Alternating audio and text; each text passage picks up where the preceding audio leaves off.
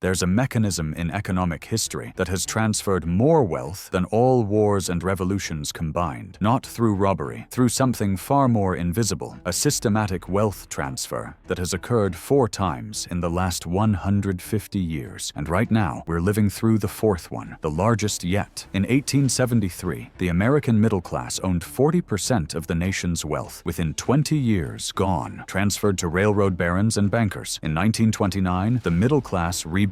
Within 4 years, 25% of their wealth vanished, transferred to those who saw it coming. In 2008, American households lost $16 trillion, but that wealth didn't disappear. It moved, and now, in 2025, the 4th transfer is underway. $50 trillion is moving from the middle class to the top 1% through the exact same mechanism that worked in 1873, 1929, and 2008. Let me show you the 4-stage pattern, why the middle class never sees it coming, and how you can position on the right side of the transfer. Transfer number 1, 1873, the deflation trap. After the Civil War, America boomed on credit. Farmers borrowed to buy land. Businesses borrowed to expand. The economy was growing explosively, but America was on the gold standard, fixed money supply. As the economy grew, each dollar became more valuable. Deflation. Here's the trap. If you borrowed $1,000 in 1865, by 1875, you owed the equivalent of $1,500 in purchasing power. Your debt increased while crop prices fell. In 1873, J. Cook & Company, America's largest bank, collapsed. Credit froze. Everyone who owed money had to pay in dollars worth more than when they borrowed. Foreclosures exploded. Between 1873 and 1879, over 18,000 businesses went bankrupt. But the assets didn't disappear. J.P. Morgan bought failing businesses for pennies. Rockefeller bought oil refineries. Carnegie bought steel mills. Vanderbilt bought railroads. The mechanism was simple. Create deflation. Let debtors default. Buy assets cheap. By 1880, middle-class wealth dropped from 40% to 25%. The robber barons owned the rest. Transfer number 2, 1929, the Margin Massacre. By 1929, millions of Americans owned stocks. For the first time, ordinary people could buy on margin, put down 10% and borrow the rest. Taxi drivers, teachers, small business owners, everyone felt wealthy. The market seemed unstoppable. But margin debt is leverage. A 10% decline wipes you out when you're leveraged 10 to 1. In October 1929, prices began falling. Margin calls went out. Investors sold stocks to raise cash. The selling pushed prices lower. More margin calls, more selling. Within 3 years, the market lost 89% of its value. But the stocks still existed. The companies still operated. What happened was a transfer. John D. Rockefeller had no margin debt. He bought all the way down. The Mellons bought. The Morgans bought. Joseph Kennedy made his fortune buying from forced sellers. By 1933, they owned what the middle class had owned in 1929. The mechanism: encourage leverage, let prices fall, force liquidation, buy cheap. By 1935, the top 1% owned 45% of wealth, up from 32% in 1929. Transfer number 3, 2008, the housing extraction. By 2006, middle-class wealth was concentrated in one asset, houses, and home prices had doubled. But underneath, a mechanism was building. Subprime mortgages, adjustable rates, interest-only loans. Americans extracted $5 trillion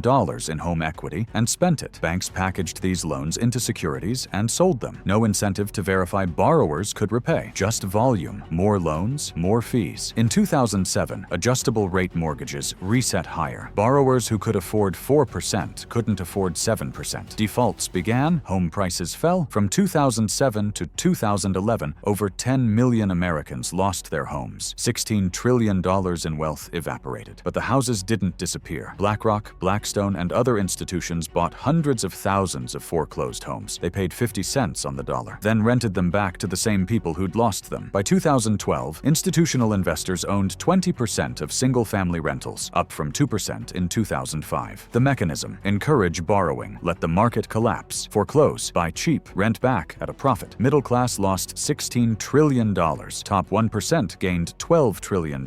Transfer number 4, 2020 to 2025, the inflation confiscation. Now we come to today, the 4th transfer, the largest yet, because this time, It's not just one asset, it's everything. From 2020 to 2022, the Federal Reserve printed $6 trillion.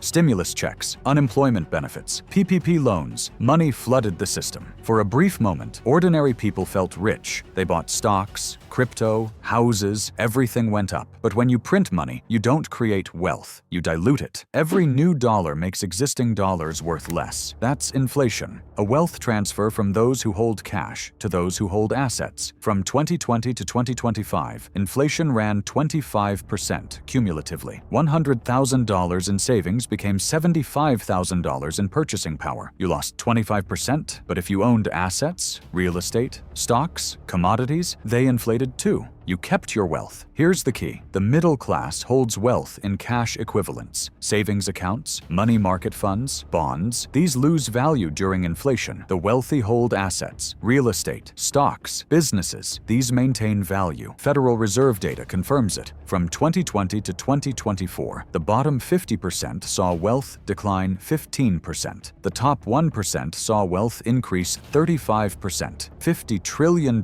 is moving from the middle class to the top 1% right now, and it's accelerating. The four-stage pattern. Here's the pattern. Once you see it, you'll recognize it every time. Stage 1. Credit expansion creates asset inflation. Every transfer begins with easy credit. 1873, railroad bonds. 1929, margin loans. 2008, subprime mortgages. 2020, unlimited money printing. Make borrowing easy. Encourage leverage. Let asset prices inflate. Create the illusion of wealth. Stage 2. Middle class concentrates wealth in the inflated asset. Ordinary people see prices rising, neighbors getting rich. They want in, so they buy. They borrow to buy. They concentrate savings in the one asset going up. 1873, land. 1929, stocks. 2008, houses. 2020, everything. Stage 3, the mechanism triggers. Prices reverse. At some point, the asset can't go higher. Debt levels are unsustainable, or fundamentals reassert, or credit contracts. The trigger varies, but the result is the same. Prices fall, panic begins, forced selling accelerates the decline. Stage 4, the wealthy buy assets at depressed prices. This is the transfer moment. Those with cash, who aren't leveraged, who understand the pattern, they buy. Not at the top, at the bottom. They buy what the middle class is forced to sell, and they hold it until the next cycle begins. We're in stage 3 right now. The credit expansion from 2020 to 2022 was the largest in history. The middle class concentrated wealth in assets. Now the mechanism is triggering. Interest rates have risen. Asset prices are wobbling. Stock market at all-time highs, but real wages declining. Housing unaffordable. Credit card debt at record levels. Stage 4 is coming. The moment when assets sell at distressed prices. When foreclosures begin. When those with cash buy what others are forced to sell. The wealthy are preparing. Holding cash, waiting, watching. The transfer isn't a conspiracy. It's a pattern. A mechanism that repeats every 30 to 40 years. The timing is consistent. The method is identical. The result is always the same. Wealth doesn't disappear during crises. It transfers from those who don't understand to those who do, from the leveraged to the unleveraged, from the many to the few. How to position for transfer number 4. If you understand the pattern, you can position accordingly. History teaches 3 positions that survive and profit. Position 1. Hold cash during the collapse. When everyone is buying assets with borrowed money, hold cash. Yes, inflation erodes it slowly, but asset price collapse erodes leveraged positions instantly. Cash gives you optionality. When assets sell at distressed prices, you have buying power. You become the buyer when others are forced sellers. Position 2. Buy productive assets at the bottom. Don't buy at the top. Wait for the mechanism to trigger. Wait for forced selling. Then buy productive assets. Real estate that generates rent. Businesses that generate profit. Stocks of companies with real earnings, not speculation. Production. The wealthy made fortunes in 1873, 1929, and 2008 by buying at the bottom, not by riding the bubble up. Position 3. Avoid leverage. Leverage is the weapon used against the middle class. In every transfer, the leveraged get wiped out. Margin loans, mortgages with low equity, credit card debt, auto loans, student loans. Leverage forces you to sell at the worst time, pay at the worst rates, and transfer your assets to those who hold the debt. Avoiding leverage lets you hold through the transfer, lets you wait for the bottom, lets you buy instead of sell. The 4th transfer is underway. $50 trillion